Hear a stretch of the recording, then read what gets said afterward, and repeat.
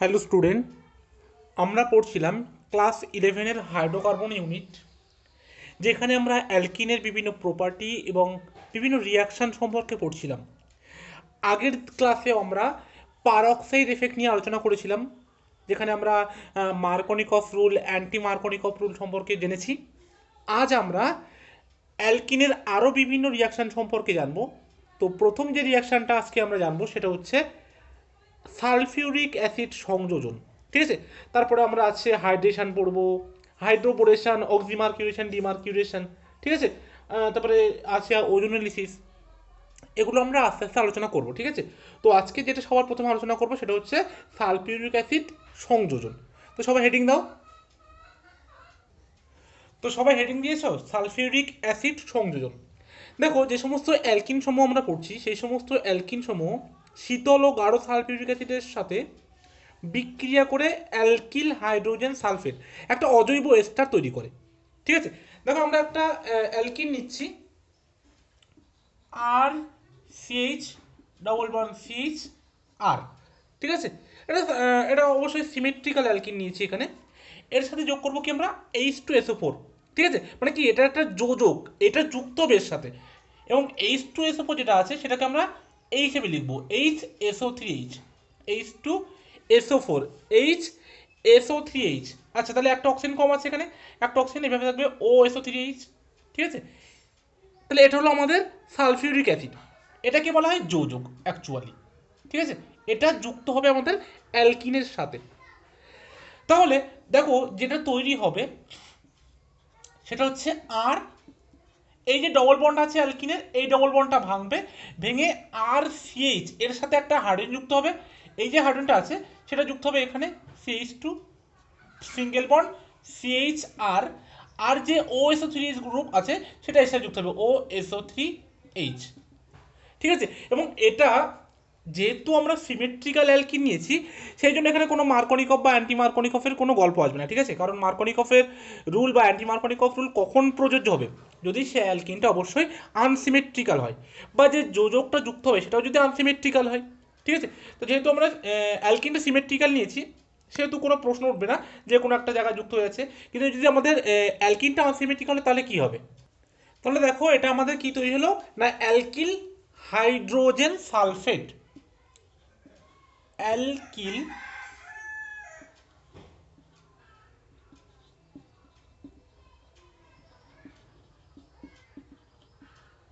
Hydrogen sulphate. Okay, এবার এটাকে যদি আমরা জল সহ উত্তপ্ত করি, ঠিক আছে, জল দ্বারা যদি হিট করি, তাহলে এই যে অ্যালকিল হাইড্রোজেন সালফেট একটা অজৈব এস্টার যেটা তৈরি হলো, এটা আর্দ্র বিশ্লিত হয়ে অ্যালকোহল তৈরি করবে, আর CH2 CHROH। ঠিক আছে, এটা হচ্ছে আমাদের পুরো সালফিউরিক অ্যাসিডের সংযোজন যদি করি তাহলে আমাদের এই পর্যন্ত রিয়াকশন টেস্ট হবে। তার পরবর্তী স্টেপে যদি আমরা জল যোগ করি তাহলে এটা আদ্র বিশ্লেষণ হয়ে আমাদের অ্যালকোহল তৈরি করবে। ঠিক আছে, এটা ছিল আমাদের সিমেট্রিক্যাল অ্যালকিন। যদি আনসিমেট্রিক্যাল অ্যালকিন, এবং আনসিমেট্রিক্যাল অ্যালকিন বলতে আমরা কোনটা বুঝি, নর্মালি প্রোপিন একটা আনসিমেট্রিক্যাল অ্যালকিন। ঠিক আছে, তো আমরা একটা প্রথমে আনসিমেট্রিক্যাল অ্যালকিনের এক্সাম্পল নিয়ে দেখি। সাপোজ প্রোপিন নিলাম CH3 CH double bond CH2। এটা কি, এটা নাম হচ্ছে প্রোপিন, এবং এটা একটা আনসিমেট্রিক্যাল অ্যালকিন। এখানে আমরা কি করব, H2SO4 যোগ করব, HOSO3H। ঠিক আছে, তাহলে দেখো এখানে কি বললাম না, মার্কনিকফের নীতিটা ফলো হবে। মানে মার্কনিকফের নিয়ম অনুযায়ী কি, যেখানে হাইড্রোজেন বেশি থাকবে অ্যালকিনের সাথে, যে দুটো কার্বন আছে ডবল বন্ডের সঙ্গে যুক্ত অ্যালকিনের, সেখানে এই যে পজিটিভ পার্ট আছে একটা নেগেটিভ পার্ট আছে, পজিটিভ পার্টটা সেই কার্বনের সাথে যুক্ত হবে যেখানে হাইড্রোজেন অলরেডি বেশি আছে। বা তোমরা এরকমভাবে বলতে পারো, যেখানে হাইড্রোজেন বেশি থাকবে অ্যালকিনের, যে কার্বনে হাইড্রোজেন বেশি সেখানে হাইড্রোজেন যুক্ত হবে, আর অন্য যে সাইড আছে সেটা অন্য কার্বনে যুক্ত হবে। ঠিক আছে, তোমরা কিন্তু এরকমভাবে বলতে পারো। তাহলে দেখো যেটা তৈরি হচ্ছে, কি তৈরি হচ্ছে, CH3 CH CH2। তাহলে এখানে হাইড্রোজেন বেশি আছে, তাহলে এখানে একটা হাইড্রোজেন কিন্তু যুক্ত হয়ে যাবে এবং হয়ে যাবে এটা CH3। এবং এখানে দেখো পজিটিভ চার্জ আসবে এবং তারপরে OSO3H গ্রুপটা এখানে লেগে যাবে, OSO3H। এবার এটাকে যদি আমরা জল দিয়ে হিট করি, তাহলে এটা কি হবে, আমাদের আদ্র বিশ্লেষিত হবে এবং এটা থেকে অ্যালকোহল তৈরি করবে, CH3 CH CH3, এখানে একটা OH, ঠিক আছে, এই অ্যালকোহলটা আমরা পাবো। তাহলে তোমরা সবাই এখানে দেখো, আমরা শুরু করেছিলাম কি নিয়ে, প্রোপিন, যেটা কিনা একটা আনসিমেট্রিক্যাল অ্যালকিন। সেখানে কি করেছি, সালফিউরিক অ্যাসিডের সংযোজন ঘটাচ্ছি। যখনই আমরা সালফিউরিক অ্যাসিড দেবো, তো এখানে কি অ্যাকচুয়ালি এটা একটা আনসিমেট্রিক্যাল যোজক, ঠিক আছে, এটা অপোজিট যোজক। তো এখানটা দেখো, অ্যাকচুয়ালি এটা মাথায় একটা ডেল পজিটিভ, এখানে ডেল নেগেটিভ চিহ্ন হবে, এবং সেখানে যখন এই আনসিমেট্রিক্যাল অ্যালকিনটা ভাঙবে, সেটা মার্কোনিকফের রুল অনুযায়ী হবে, ঠিক আছে। তার জন্য দেখো, যে কার্বনে বেশি হাইড্রোজেন ছিল সেখানে আমরা হাইড্রোজেন যুক্ত করেছি, আর অন্য কার্বনটাতে আমরা OSO3 যে গ্রুপটা ছিল সেটা যুক্ত করেছি। যার ফলে যেটা পেলাম তার নাম হচ্ছে আইসোপ্রোপাইল হাইড্রোজেন সালফেট, ঠিক আছে, আইসোপ্রোপাইল হাইড্রোজেন সালফেট, আইসোপ্রোপাইল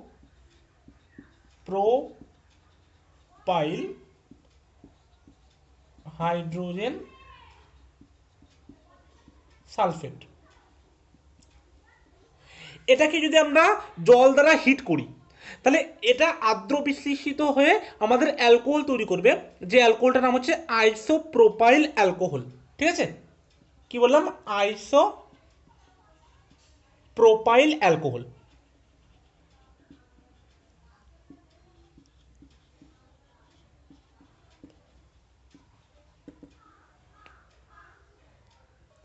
তোমরা যদি ফলো করো রিয়াকশনটা অ্যাকচুয়ালি কি হলো, রিয়াকশনে অ্যাকচুয়ালি কিন্তু জল যোগ হলো। দেখো আমরা যেটা নিয়েছিলাম প্রোপিন, ভালো করে লক্ষ্য করো, ঠিক আছে, এটা প্রোপিন। এই যে মেন কম্পাউন্ড, যে অ্যালকিন, মেন যে অ্যালকিনটা নিয়েছি, আমরা যে লাস্ট প্রোডাক্টটা যদি দেখি, দেখো এই যে CH2 ছিল, এই CH2 তে একটা হাইড্রোজেন যুক্ত হয়ে কিন্তু CH হয়েছে। CH2 যেটা ছিল সেখানে একটা হাইড্রোজেন যুক্ত হয়েছে, আর যেটা CH ছিল সেখানে একটা OH যুক্ত হয়েছে, মানে H আর OH কিন্তু যুক্ত হয়েছে, মানে জল আসলে হাইড্রেশন হয়েছে, ঠিক আছে। এবার যদি আমাদের বলে জাস্ট সালফিউরিক অ্যাসিড সংযোজন, তাহলে কিন্তু আমরা এখানেই রিয়াকশনটাকে স্টপ করে দেবো, ঠিক আছে, জল দ্বারা হিট করবো না। এবার দেখো, খুব ভালো করে বুঝবে এই জায়গাটা। সাপোজ ধরো কোনো একটা রিয়াকশন দিল, এই প্রোপিন দিল, দিয়ে বললো অ্যাসিড মিডিয়ামে H+ যোগ করবো। বুঝাচ্ছি আমি কি বললাম, আমি একটু মুছছি এটা, এটা বুঝিয়ে দিচ্ছি, ঠিক আছে। কি বললাম, অ্যাসিড মিডিয়ামে জল যোগ করবো।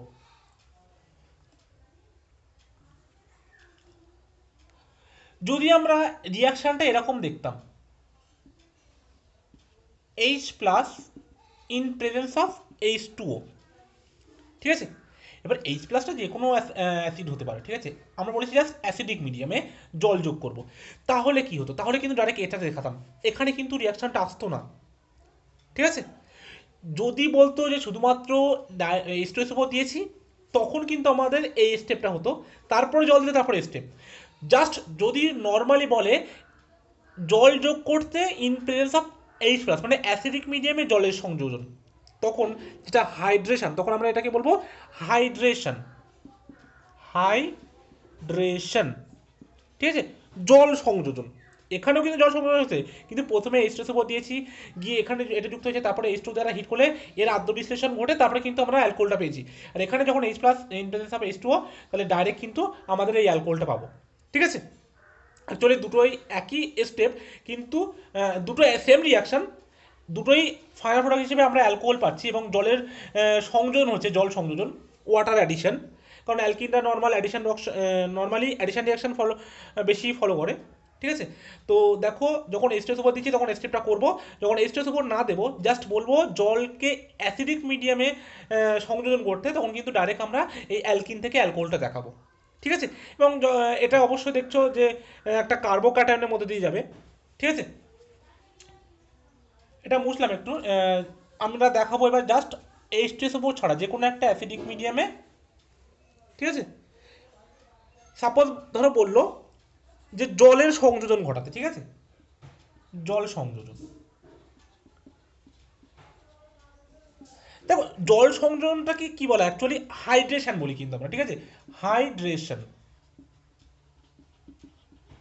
হাইড্রেশন মানে কিন্তু জল সংযোজন।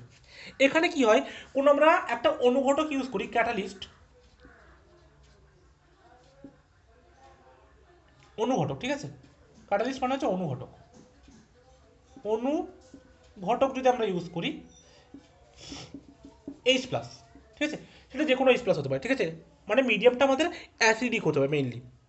এবং অ্যাসিডিক অনুঘটকের উপস্থিতিতে অ্যালকিন জলের অণুর সঙ্গে যুক্ত হয়ে অ্যালকোহল তৈরি হবে, ঠিক আছে। কোনো একটা অ্যালকিন নিলাম, সেটা আমরা অবশ্যই আনসিমেট্রিক্যাল অ্যালকিন নিচ্ছি, কারণ মানে সেখানে মার্কোনিকফ রুলটা ফলো হচ্ছে কি হচ্ছে না, তার জন্য বারবার আমরা আনসিমেট্রিক্যালটাই নেব, ঠিক আছে। সিমেট্রিক্যাল নিয়ে তো সেখানে কোনো কোশ্চেন উঠছে না, মানে সেটা মার্কোনিকফ রুল ফলো করবে কি করবে না, ঠিক আছে, ওটা তো নর্মালি খুবই সহজ জেনারেলি। তো আমরা যেটা আনসিমেট্রিক্যাল নিলে যে প্রবলেমটা হয়, সেই প্রবলেমটা সলভ করার জন্য বা বেশিরভাগ ক্ষেত্রে আমরা যে এক্সাম্পলগুলো নেবো অ্যালকিনের, সবগুলো কিন্তু আনসিমেট্রিক্যাল নেব, ঠিক আছে। তাহলে তোমরা সেখান থেকে ইজিলি বুঝতে পারবে যে সেটা মার্কোনিকফ রুল ফলো করছে না করছে না, ঠিক আছে।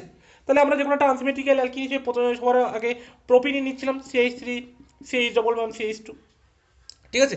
আমরা কি করছি, জল সংযোজন করছি অ্যালকিনে, ঠিক আছে, এবং অ্যালকিনটা আমি ইচ্ছা করে আনসিমেট্রিক্যাল নিয়েছি, অপ্রতিসম অ্যালকিন, এবং সেটা অবশ্যই অনুঘটক হিসেবে কি ইউজ করছি আমরা, অ্যাসিডিক মিডিয়াম।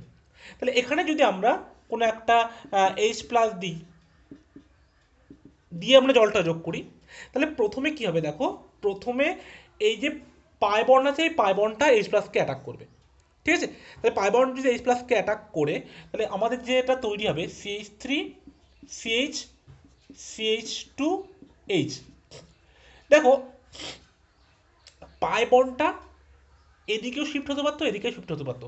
যদি পাই বন্ডটা এদিকে শিফট হয় এবং এখানে মাইনাসটা যায়, এখানে যদি প্লাসটা হয়, তাহলে এটা দেখো 2 ডিগ্রি কার্বোক্যাটায়ন তৈরি হচ্ছে। কিন্তু যদি এদিকে আসতো আর ওখানটায় গিয়ে হাইড্রোজেনটা এখানে লাগতো, এখানে প্লাস হয়ে যেত, তাহলে কিন্তু এটা 1 ডিগ্রি কার্বোক্যাটায়ন তৈরি হতো। যার জন্য 2 ডিগ্রি কার্বোক্যাটায়ন হচ্ছে মোর ফেভারেবল, সেই জন্য 2 ডিগ্রি কার্বোক্যাটায়ন তৈরি হলো। তারপরে স্টেপে গিয়ে আমরা কী করবো, জলের অ্যাডিশন করবো, এবং করলে CH3 CH, এটাও CH3, এখানে অ্যাকচুয়ালি OH2 প্লাসটা হবে, এবং OH2 প্লাসটা এই যে OH2 প্লাস হবে, এই OH প্রথমে H প্লাসটা গিয়ে কিন্তু এখানে যুক্ত হয়েছে, এটা কিন্তু H প্লাস এখান থেকেই যুক্ত হয়েছে। তারপরে OH2 প্লাস হলো, প্লাস হওয়ার পরে এখান থেকে যে H প্লাসটা এখানে যুক্ত হয়েছিল, সেই H প্লাসটা কিন্তু মিডিয়াম থেকে বেরিয়ে যাবে, মাইনাস অফ H প্লাস, এই ইলেকট্রনটা দিয়ে দেবে, দিলে এটা OH হয়ে যাবে CH3 CHOH CH3, ঠিক আছে। মানে এখানে কি যে এইচ প্লাসটা আমরা নিয়েছিলাম রিয়াকশানে, সেটা আবার বেরিয়ে গেল। অনুঘটক তো সেটাই, অনুঘটক মানে কি যে রিয়াকশানে প্রেজেন্ট থাকবে, বাট রিয়াকশানের শেষে সেটা যেভাবে ছিল সেভাবে আমরা ফেরত পাবো। তো এইচ প্লাসটা প্রথম ধাপে ইউজ হয়েছিল, সেখানে ধাপে সেটা বেরিয়ে গেল, ঠিক আছে, বাট এর মিডিয়ামে ছিল। এটা হচ্ছে অনুঘটকের সংজ্ঞা। তাহলে আমরা কিন্তু অনুঘটক, অ্যাসিড অনুঘটকের উপস্থিতিতে আমরা কিন্তু যদি আনসিমেট্রিক্যাল অ্যালকিনের দ্বারা হাইড্রেশন করি, তাহলে সেটা কিন্তু অবশ্যই আমাদের মার্কোনিকফের রুল ফলো করছে, ঠিক আছে। যেহেতু এই হাইড্রেশন রিয়াকশানটা একটা কার্বোক্যাটায়ন ইন্টারমিডিয়েটের মধ্য দিয়ে যাচ্ছে রিয়াকশানটা, তাহলে এখানে দেখো যে কার্বোক্যাটায়নটা ডিস্ট্রিবিউটিভ বেশি হবে, সেই অনুযায়ী কিন্তু আমাদের ফাইনাল প্রোডাক্টটা পাবো, ঠিক আছে। দেখো আমরা অপর আর একটা নিচ্ছি আনসিমেট্রিক্যাল অ্যালকিন, এটা একটু মুছে দিলাম, এটা তোমরা নিজেরাই বলবে। দেখো 2 মিথাইল প্রোপিন, ঠিক আছে, 2 methyl propene CH3 CH3 double bond CH2, ঠিক আছে, এটার নাম 2 মিথাইল প্রোপিন। এবার এখানে কি করব, আমরা অ্যাসিডের প্রেজেন্সে জলের অ্যাডিশন করব। তাহলে এখানে কি তৈরি হবে, অ্যাকচুয়ালি আমি কি বললাম, যে এটা যেহেতু কার্বোক্যাটায়নের মধ্য দিয়ে যাবে, তো সেহেতু এটা দেখছি আমরা মার্কোনিকফের রুল, মার্কোনিক অফ, ঠিক আছে, নিয়ম ফলো করছে, মার্কোনিকফের রুল, অ্যান্টি মার্কোনিকফ নয় কিন্তু, ঠিক আছে, মার্কোনিকফের নিয়ম ফলো করছে। তাহলে মার্কোনিকফের নিয়ম অনুযায়ী এখানে কি হবে, দেখো ডবল বন্ডের সাথে যে দুটো কার্বন আছে, ডবল বন্ডের কার্বনের সাথে কোন কার্বনে বেশি হাইড্রোজেন আছে, তোমরা লক্ষ্য করো, এখানে আর এটা, এখানে দেখো হাইড্রোজেন বেশি আছে, এখানে কিন্তু কোনো হাইড্রোজেন নেই। তাহলে যেখানে হাইড্রোজেন বেশি সেখানে কিন্তু হাইড্রোজেন যুক্ত হবে মার্কোনিকফের নিয়ম অনুযায়ী, ঠিক আছে। তাহলে দেখো এখানে CH2 ছিল, আবার একটা হাইড্রোজেন এখানে যুক্ত হবে, তাহলে এখানে CH3 হবে। আর এখানে কার্বনে জলের অপর পার্ট, মানে জলটাকে যদি আমরা ভাঙি OH তো, তাহলে এই হাইড্রোজেনটা এখানে যুক্ত হবে, আর এই OHটা কিন্তু এখানে যুক্ত হবে। তাহলে এখানে হাইড্রোজেন যুক্ত হলে কী হবে, তাহলে CH3 হবে।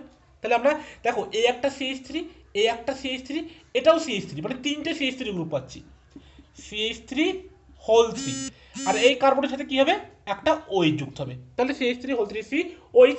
ঠিক আছে, যেটা কি আমরা কি বলবো, টারশিয়ারি বিউটাইল অ্যালকোহল। ঠিক আছে, এটা ছিল 2 মিথাইল প্রোপিন। আশা করি বোঝা গেল। কিন্তু এখানে সবসময় একটা জিনিস মাথায় রাখবে, যেহেতু এটা কার্বোক্যাটায়ন ইন্টারমিডিয়েটের মধ্য দিয়ে রিয়াকশনটা যাচ্ছে, তো যদি কার্বোক্যাটায়ন ফর্ম হওয়ার পর কোনো পুনর্বিন্যাস হওয়ার সম্ভাবনা থাকে, বা পুনর্বিন্যাস হওয়ার পড়ার ফলে কার্বোক্যাটায়ন যেটা তৈরি হয়েছিল প্রথমে তার থেকে বেশি স্টেবল কার্বোক্যাটায়ন তৈরি হচ্ছে, তাহলে সেখানে কিন্তু অবশ্যই পুনর্বিন্যাস হবে, রিঅ্যারেঞ্জমেন্ট হবে, এবং তার ফলে যে কার্বোক্যাটায়নটা বেশি স্টেবল হবে সেই অনুযায়ী কিন্তু প্রোডাক্ট হবে। সেখানে কিন্তু মার্কোনিকফের নিয়মটা নাও মানতে পারে। ঠিক আছে, তো অবশ্যই তোমরা রিয়াকশানের যে ক্রিয়া কৌশল আমি তোমাদেরকে দেখিয়েছি সেই ক্রিয়া কৌশল অনুযায়ী যাবে। দেখছো এখানে কোনো একটা কার্বোক্যাটায়ন তৈরি হলো, এবং সেই কার্বোক্যাটায়নের কোনো একটা হাইড্রাইড বা মিথাইল বা ফিনাইল গ্রুপ শিফট করার ফলে কোনো একটা স্টেবল কার্বোক্যাটায়ন তৈরি হচ্ছে, তাহলে সেই কার্বোক্যাটায়নটা থেকে সেই কার্বোক্যাটায়ন আগে শিফট হবে, মানে সেটা রিঅ্যারেঞ্জমেন্ট বা পুনর্বিন্যাস হবে, সেই পুনর্বিন্যাসের পরে কিন্তু প্রোডাক্টটা হবে। সেখানে কিন্তু মার্কোনিকফের নিয়মটা মানতে পারে নাও মানতে পারে। ঠিক আছে, তো দেখবে যেখানে যেখানে কার্বোক্যাটায়নটা তৈরি হচ্ছে সেখানে পুনর্বিন্যাস পসিবল কি না, যদি পসিবল হয় অবশ্যই করাবে। ঠিক আছে, যদি না হয় তাহলে ডাইরেক্ট মার্কোনিকফ নিয়ম অনুযায়ী করে দেবে। ঠিক আছে, আচ্ছা তাহলে এই যে কার্বোক্যাটায়ন এই পুনর্বিন্যাস এগুলো কি বোঝা যাচ্ছে? আগের ক্লাসে কিন্তু আমি বলেছিলাম, আবার একবার দেখাচ্ছি, এটাতেই দেখো, সাপোজ ধরো আমরা এখানে কি করেছি, CH3 C CH3 bond CH2 H, আর এখানে দিয়েছি প্লাস। আর একটা কি হতে পারতো, আর একটা হতে পারতো এরকম, C CH3 CH3 H CH2 plus, এই দুটো পসিবিলিটি ছিল। ঠিক আছে, পাই বন্ডটা ভাঙার ফলে হয় প্লাসটা এখানে নইলে এখানে, দুটো কার্বোক্যাটায়ন পসিবিলিটি। এটা কত ডিগ্রি কার্বোক্যাটায়ন দেখো, 1 2 3। ঠিক আছে, তাহলে এখানে 3 ডিগ্রি কার্বোক্যাটায়ন, এখানে দেখো এটা এটা ছিল 1 ডিগ্রি কার্বোক্যাটায়ন। এবার এখানে ছিল কি, এটা কিন্তু হবে না যেহেতু এটা 1 ডিগ্রি, তাহলে এখানে যেটা 3 ডিগ্রি ছিল সেটাই পসিবল, তাই তো, CH3 CH3 CH2H, এখানে কার্বন 3 ডিগ্রি কার্বন। এবার এখানে দেখো এটা তো অলরেডি স্টেবল, এবার এখানে কি কোনো আর পুনর্বিন্যাসের সম্ভাবনা আছে? আমি বলেছিলাম কী কী পুনর্বিন্যাস হতে পারে, হাইড্রোজেন, হাইড্রাইড, ফিনাইল আর মিথাইল, তাই তো। এবার এখানে থেকে আমি যদি এটা এখানে দিয়ে দিই, ঠিক আছে, যদি এখানে হাইড্রোজেনটা আসে তাহলে যে কার্বনটা তৈরি হবে সেটা অবশ্যই লেস স্টেবল হবে, কারণ 3 degree carbon is more stable. সেই জন্য এখানে কিন্তু কোনো পুনর্বিন্যাস হবে না, যেখানে পুনর্বিন্যাস সম্ভব শুধু সেখানেই হবে। ঠিক আছে, এবং কোথায় সম্ভব সেটাও আমরা আসি, আগেও দেখিয়েছি, আরও এক্সাম্পল যখন আসবে আরও দেখাবো। ঠিক আছে, তাহলে এটাই অনুযায়ী কিন্তু যেহেতু 3 ডিগ্রি মোড স্টেবল, এবং এই অনুযায়ী কিন্তু ওয়েসটা পরে এই কার্বনে যুক্ত হয়েছে। ঠিক আছে, ওয়েসটা কিন্তু এখানে যুক্ত হয়েছিল, তাহলে এ দেখো সি, এ একটা CH3, এ একটা CH3, আর এ একটা CH3, তিনটে CH3 আর COH। ঠিক আছে, টারশিয়ারি বিউটাইল অ্যালকোহল, এটাই কিন্তু আমাদের তৈরি হয়েছিল। ঠিক আছে, তাহলে আশা করি বোঝা গেল। এবার আমরা আসছি পরের রিয়াকশন, সেটা হচ্ছে হাইপোহ্যালাস অ্যাসিড সংযোজন। ঠিক আছে, এটা ছিল আমাদের জল সংযোজন। এবার আমরা আসবো হাইপোহ্যালাস অ্যাসিড সংযোজন। দেখো জল সংযোজনে কিন্তু আরও বিভিন্ন রিয়াকশন আছে। ঠিক আছে, একটু আমরা পরে পড়বো যে হাইড্রোবোরেশন, অক্সিমার্কিউরেশন, ডিমার্কিউরেশন, এগুলো সবই কিন্তু জল সংযোজন। ঠিক আছে, এই যে আমরা একটু আগে পড়লাম জল সংযোজন আছে অ্যাসিড মিডিয়ামের উপস্থিতিতে, তার আরও দুটো রিয়াকশন আছে এক্সট্রা, কিন্তু আমরা পড়ে আসছি। তার আগে আমরা পড়ে নেব একটু হাইপোহ্যালাস অ্যাসিড সংযোজন।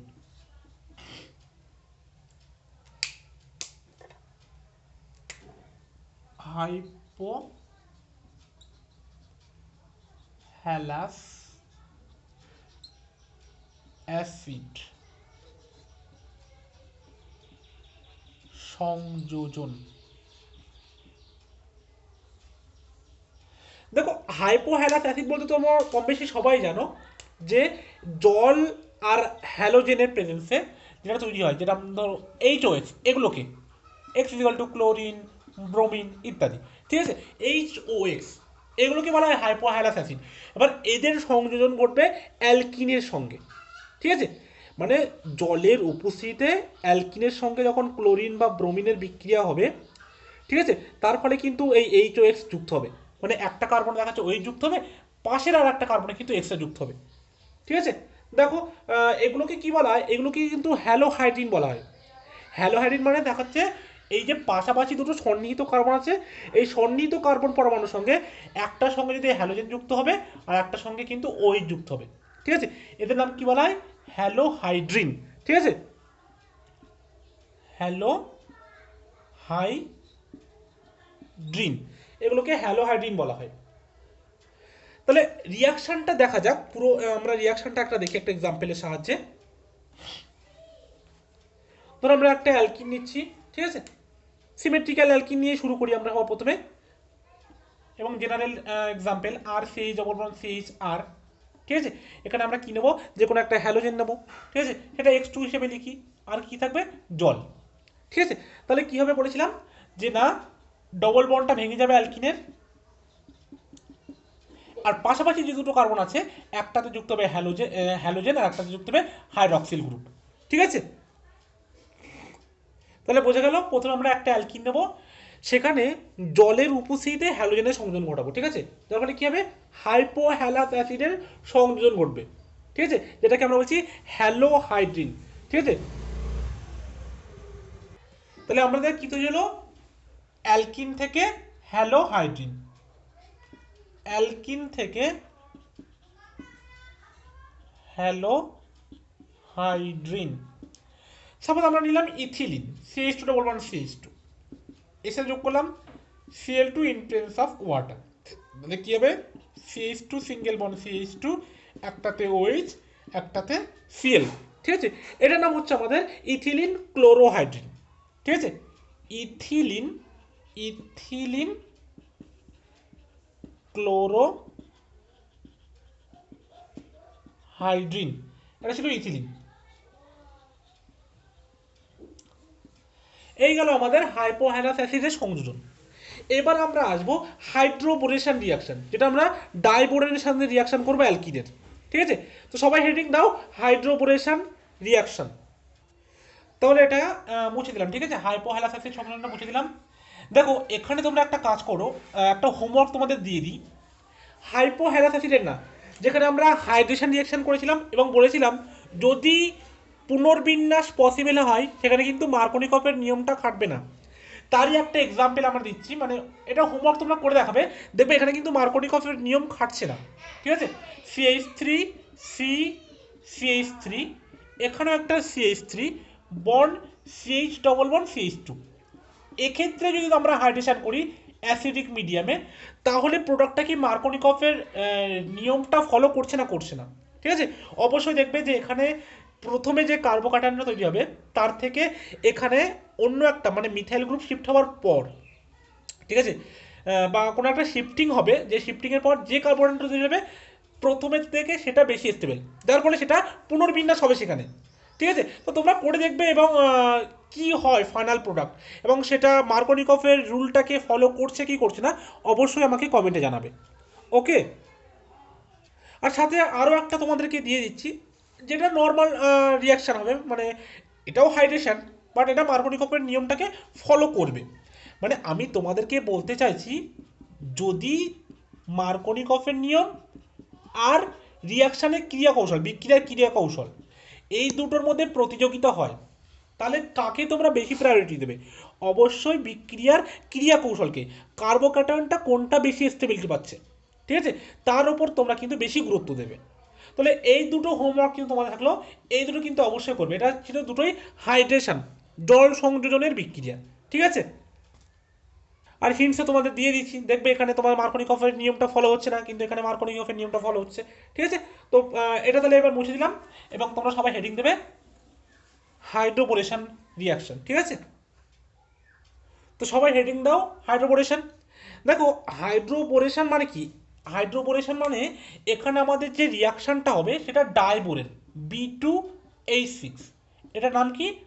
ডাইবোরেন।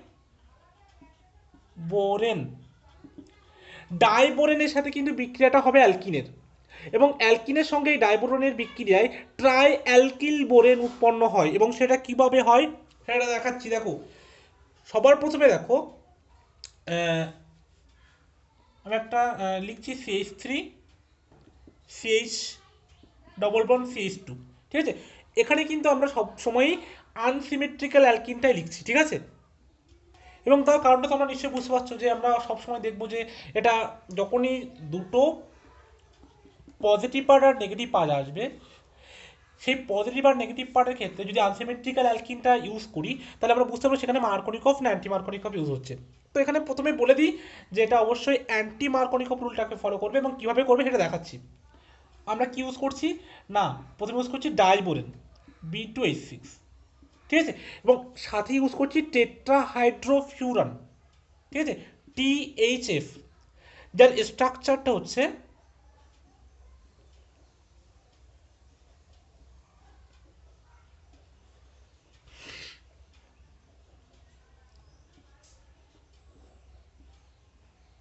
এই যে, এটা নাম হচ্ছে টেট্রাহাইড্রোফিউরান THF। অ্যাকচুয়ালি দেখো এখানে কি হয়, আমি বললাম না অ্যান্টি মার্কোনিকফ রুল ফলো হয়, CH3 বন্ড CH, এই যে ডবল বন্ডটা ছিল ওই ডবল বন্ডটা ভেঙে যাবে, বন্ড CH2। যদি মার্কোনিকফ হতো তাহলে যেখানে বেশি হাইড্রোজেন ছিল সেখানে হাইড্রোজেনটা যুক্ত হতো। B2H6 অ্যাকচুয়ালি কি হাইড্রাইড ট্রান্সফার করে, ঠিক আছে, H মাইনাস। এবারে দেখো এই যে H মাইনাসটা আসবে সেটা কিন্তু এই কারণে যুক্ত হবে, ঠিক আছে, CH H, তাহলে আমাদের যেটা তৈরি হচ্ছে CH3 CH2 CH2 whole thrice B, ঠিক আছে, ট্রাই অ্যালকিল বোরেন, বা যেহেতু আমরা এখানে নিয়েছিলাম প্রোপিন তো আমরা এটাকে বলবো ট্রাই প্রোপাইল বোরেন।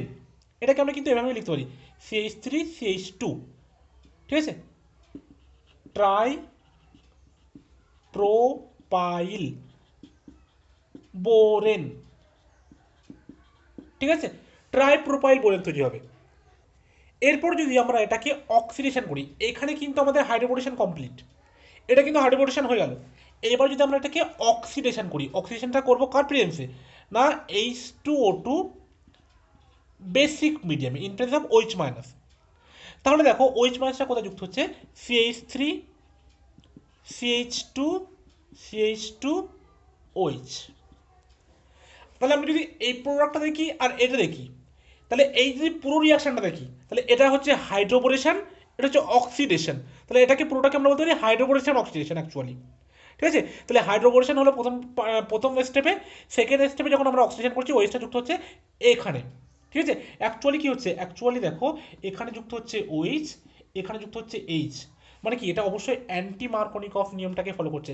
মার্কোনিকফ হলে হাইড্রোজেনটা কিন্তু এখানে যুক্ত হতো যেখানে বেশি হাইড্রোজেন আছে, এবং কম সংখ্যা হাইড্রোজেন কিন্তু ওই যুক্ত হতো, যেহেতু এর বিপরীতটা করছে সেই জন্য আমরা এটাকে বলছি অ্যান্টি মার্কোনিকফের নিয়মটাকে ফলো করছে, ঠিক আছে। তাই এই হচ্ছে আমাদের হাইড্রোবোরেশন অক্সিডেশন রিয়াকশন। দেখো এই যে বিক্রিয়াটা লিখলাম, এই বিক্রিয়ার ক্রিয়া কৌশলটা অনেকটা লেন্দি এবং তোমাদের বোর্ডের জন্য তো একদমই দরকার নেই, ঠিক আছে। যদি কারোর প্রয়োজন মনে হয় তাহলে সে অবশ্যই কমেন্টে জানাবে, তাহলে এই বিক্রিয়ার ক্রিয়া কৌশলটা আমি নেক্সট দিন দেখিয়ে দেবো, ঠিক আছে। কারণ এই জন্য এখানে দেখাচ্ছি না, এই ক্রিয়া কৌশলটা তোমাদের দরকার নেই, ঠিক আছে। তবুও যদি কেউ বলো যে তার দরকার আছে, তাহলে আমরা যে নেক্সট দিন ক্লাসটা করাবো সেখানে কিন্তু ডিটেলস ক্রিয়া কৌশলটা দেখিয়ে দেবো, ঠিক আছে। যেহেতু তোমাদের বোর্ডের ক্ষেত্রে দরকার নেই সেগুলো দেখাচ্ছি না, কিন্তু এখানে কিছু ইম্পর্টেন্ট নোট করে রাখবে যেগুলো কিন্তু তোমাদের অবশ্যই দরকার। যেহেতু তোমরা মেকানিজমটা বা বিক্রিয়া ক্রিয়া কৌশলটা দেখছো না, সেই জন্য এই জিনিসগুলো জানা কিন্তু খুবই দরকার। দেখো প্রথমে যখন, দেখো এটা তো দুটো স্টেপ হয়েছে, হাইড্রোবোরেশন অক্সিডেশন দুটো স্টেপ হয়েছে তো, তাহলে এই যে অ্যালকিন আনসিমেট্রিক্যাল অ্যালকিনটা নিয়ে শুরু করছি, ফার্স্ট স্টেপে দেখো এখানে হাইড্রোজেন যুক্ত হয়েছিল, এই হাইড্রোজেনটা, তাহলে এই হাইড্রোজেনটা কোথা থেকে এসছে, এই যে B2H6 ইউজ করছি আমরা, সেই B2H6 থেকে কিন্তু হাইড্রোজেনটা এসছে। সেকেন্ড স্টেপে কিন্তু এই OH এটা যুক্ত হয়েছে কিন্তু সেকেন্ড স্টেপে, এটা যুক্ত হয়েছে আমার ফার্স্ট স্টেপে, এটা যুক্ত হয়েছে আমার সেকেন্ড স্টেপে, ঠিক আছে। তাহলে ফার্স্ট স্টেপে কি ইউজ করেছিলাম, B2H6 ডাইবোরেন, এবং সেখান থেকে হাইড্রোজেন এসছে, এবং সেকেন্ড স্টেপে কি ইউজ করেছিলাম H2O2 আর OH মাইনাস, সেখান থেকে আমাকে এসছে OHটা। তাহলে কোনটা থেকে কি এসছে এটা মনে রাখা খুবই জরুরি, ঠিক আছে। কারণ যদি এখানে B2H6 না দিয়ে এখানে ডয়টেরিয়াম দিয়ে দেয় B2D6, তখন কিন্তু এখানে আমার ডি যুক্ত হবে, ঠিক আছে। বা এখানে H2O2 দিল সাথে আমাকে, সাপোজ ধরো এখানে আমাকে হাইড্রোজেন জায়গায় সব ডয়টেরিয়াম দিল D2O2 ওভার OD মাইনাস, ঠিক আছে, D2O2 ওভার OD মাইনাস, তাহলে এখানে কিন্তু আমাকে OD যুক্ত হবে, আমি এইটা বলতে চাইছি। অনেক সময় দেয়, অনেক সময় যে হাইড্রোজেনটাকে ডয়টেরিয়াম দিয়ে রিপ্লেস করে। সেই জন্য বলছি যে কোথার থেকে আমার হাইড্রোজেনটা যুক্ত হচ্ছে, কোথার থেকে ওএইচটা যুক্ত হচ্ছে, মানে কোনো একটা রিয়েজেন্ট যদি চেঞ্জ করে দেয় তাহলে প্রোডাক্টটা যে চেঞ্জ হবে সেটাই মনে রাখার জন্য বলছি। ঠিক আছে, তাহলে আমরা অরিজিনাল রিয়াকশনটা লিখে রাখি B2H6, আর এখানে H2O2 ওভার OH মাইনাস। ঠিক আছে, তাহলে বোঝা গেল। আর একটা, এই যে রিয়াকশনটা হলো, আমরা এটা কি পেলাম, অ্যালকোহল পেলাম। এই অ্যালকোহলের সাথে সাইড প্রোডাক্ট হিসেবে ট্রাইবোরিক অ্যাসিড H3BO3 এটাও কিন্তু উৎপন্ন হয়।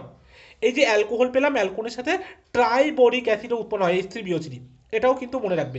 এবং এটা কি করছে, এটা কিন্তু আমাদের মার্কনিকফের রুল ফলো করছে না, এটা কিন্তু অ্যান্টি মার্কনিকফের রুলটা ফলো করছে। এই কিছু কথা তোমরা অবশ্যই খাতায় নোট করে রাখবে। ঠিক আছে, এখানে আরও একটা ইম্পর্টেন্ট নোট তোমরা করবে, সেটা এখানে আমরা যেটা বলবো সেটা হচ্ছে টেট্রাহাইড্রোফিউরন THF কেন ইউজ করা হয়। ঠিক আছে, টেট্রাহাইড্রোফিউরনটা কেন ইউজ করা হয়, অ্যাকচুয়ালি দেখো এই যে B2H6 এটা প্রথমে তার মনোমার গঠন করে BH3। ঠিক আছে, এটা কি, এটা হচ্ছে তোমার ডাইবোরনের মনোমার। ঠিক আছে, এটার নাম হচ্ছে বোরন হাইড্রাইড, এখান থেকে কিন্তু হাইড্রাইড শিফট হয়। এবারে দেখো এই BH3 গঠনটা কেমন, BH3 দেখো এখানে কিন্তু অক্টেট ফুলফিল নেই, 6টা ইলেকট্রন আছে। ঠিক আছে, মানে কি এটা অ্যাকচুয়ালি একটা ইলেকট্রন ডেফিসিয়েন্ট স্পিসিস, মানে কি এটা একটা আনস্টেবল যৌগ, আনস্টেবল, আনস্টেবল। এই আনস্টেবল হওয়ার জন্যই কিন্তু এটা B2H6 ডাইমার ফর্মে থাকে। ঠিক আছে, ডাইবোরেন হিসাবে। এই BH3 থেকে কিন্তু এই হাইড্রোজেনগুলো শিফট হয়, এটা ডি প্লাস হিসেবে থাকে, আর এগুলো সব ডেল মাইনাস হিসেবে, আর এখান থেকে কিন্তু H মাইনাসগুলো শিফট হয়। এবার দেখো এই BH3টা যেহেতু আনস্টেবল, তো এটা B2H6 হতে চাইবে।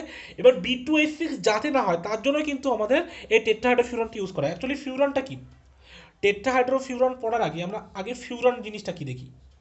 এটা হচ্ছে আমাদের ফিউরন, এটা হচ্ছে, এর নাম কি, ফিউরান। ঠিক আছে, এই ফিউরানে কি হয়, এটা এই ডবল বন্ড দুটো তুলে গিয়ে 4টে হাইড্রোজেন, ঠিক আছে, 4টে হাইড্রোজেন লেগে যাবে, সেই জন্য এটাকে নাম বলা হচ্ছে টেট্রাহাইড্রোফিউরান। ঠিক আছে, তাহলে এটা এটা ছিল আমাদের ফিউরান, আর এটা হচ্ছে আমাদের টেট্রাহাইড্রোফিউরান। এই ডবল বন্ড উঠে গিয়ে 4টে হাইড্রোজেন লেগে গেল, সেই জন্য টেট্রাহাইড্রোফিউরান। এবার দেখো এই অক্সিজেন যে লোন পেয়ার আছে, এটা কি করবে, BH3 তো তোমার ইলেকট্রন ডেফিসিয়েন্ট স্পিসিস, এই লোন পেয়ারটা এর সাথে একটা কোঅর্ডিনেট বন্ড তৈরি করবে। কোঅর্ডিনেট বন্ড করে এই BH3টাকে ডাইমার ফর্মে যেতে বাধা দেবে, মানে ডাইবোরন হিসেবে দিতে চাইবে না, এটাকে BH3 বোরন হাইড্রাইড হিসেবে রাখবে, এবং যার ফলে রিয়াকশনটা প্রসিড করবে।